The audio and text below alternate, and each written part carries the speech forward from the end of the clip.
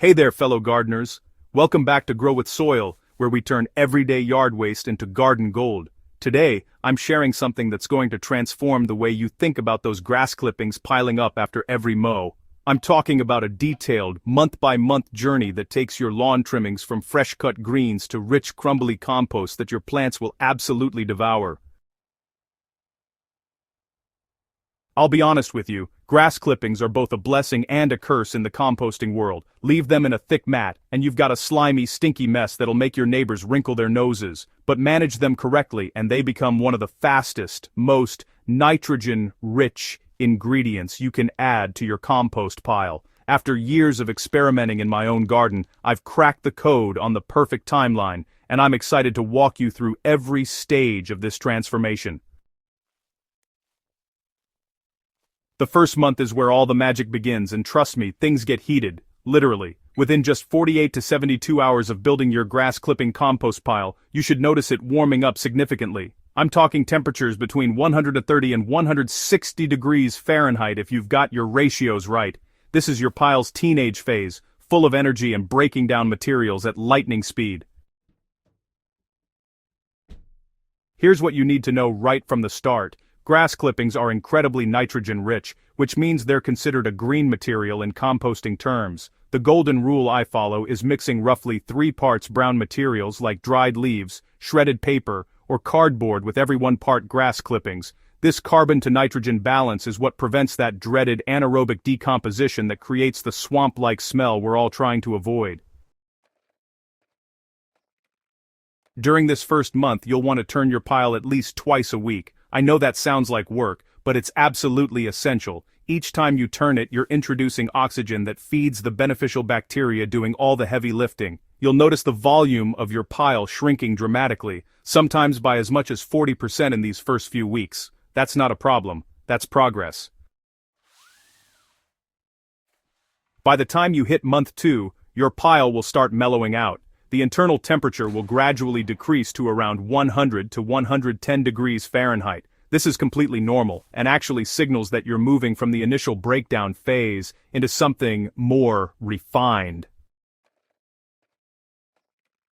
During this period, I reduce my turning schedule to once a week. The grass clippings that were once bright green and recognizable are now starting to look darker and more integrated with your brown materials. You might still see some clumps, especially if you added thick layers of clippings, which is why I always stress the importance of mixing materials as you build your pile, rather than layering them like a lasagna. This is also when you'll want to check your moisture levels more carefully. Your compost should feel like a wrung-out sponge, damp, but not dripping. Grass clippings contain a lot of moisture initially, but as that evaporates and decomposition continues, your pile can dry out faster than you'd expect. If it's looking dry, give it a good watering with your garden hose while you turn it. Welcome to the middle of your composting journey. By month 3, your pile has settled into a steady rhythm. The temperature will likely hover somewhere between 80 and 100 degrees Fahrenheit, and the original grass clippings are becoming increasingly unrecognizable. What I love about this stage is that you can ease up on the maintenance. Turning once every 10 to 14 days is plenty now. The decomposition process is no longer racing forward, but is steadily working through the tougher materials. You'll notice that the texture is becoming more uniform, and that rich, earthy smell of healthy compost is starting to develop. If you've been vigilant about your carbon-to-nitrogen ratios and moisture levels up to this point, you shouldn't encounter any major issues. However, if you do notice any ammonia smells or overly wet pockets, this is your reminder that grass clippings can still cause problems if they clump together. So, break apart any dense sections you find and mix in more brown materials to rebalance things. By month 4, you're on the home stretch and your patience is about to pay off. The pile's temperature will now match the ambient temperature of your surroundings, which tells you that the active decomposition phase has largely completed. What remains is the curing process, where beneficial fungi and microorganisms work their magic to create that stable, nutrient-rich humus we're all after. At this point, I only turn my pile once a month or sometimes not at all. The material should be dark brown to black, crumbly, and smell pleasantly earthy. You might still spot a few small bits of incompletely broken down material, and that's perfectly fine. These will finish decomposing either in storage or after you've added the compost to your garden beds. So, month 5 is really just about patience now. Your compost is essentially finished, but it definitely benefits from a bit more time to fully stabilize. During this period, any remaining tough materials will break down completely, and the beneficial microorganisms will reach, optimal levels.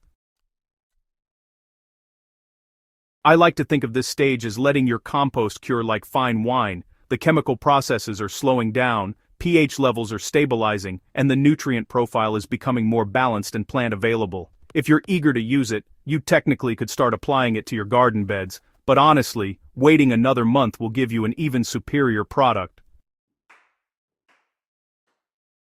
Congratulations! You've made it to month 6, and your grass clippings have completed their incredible transformation into finished compost. What you're looking at now is dark, crumbly, sweet-smelling material that's just teeming with beneficial microorganisms and ready to supercharge your garden soil.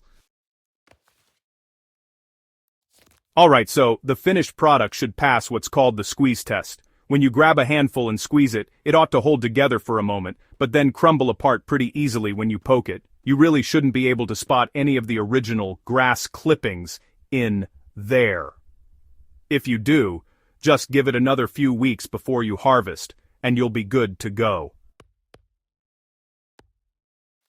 This finished compost can be mixed into garden beds used as a top dressing around plants or blended into potting mixes. The nutrients that were locked up in those grass blades 6 months ago are now in a form your plants can readily absorb, and the organic matter will improve your soil structure for seasons to come. So there you have it, friends, the complete grass clippings timeline from fresh cuttings to garden gold. Remember, composting is as much art as science, and your specific timeline might vary slightly based on climate, pile size, and how consistently you maintain it. But follow these general guidelines, and you'll be amazed at what you can create from something most people bag up and throw away. If you found this timeline helpful, make sure to subscribe to Grow with Soil for more practical composting tips and gardening wisdom. And please, share this with any fellow gardeners who need help turning their lawn care routine into a soil-building powerhouse. Happy composting, everyone!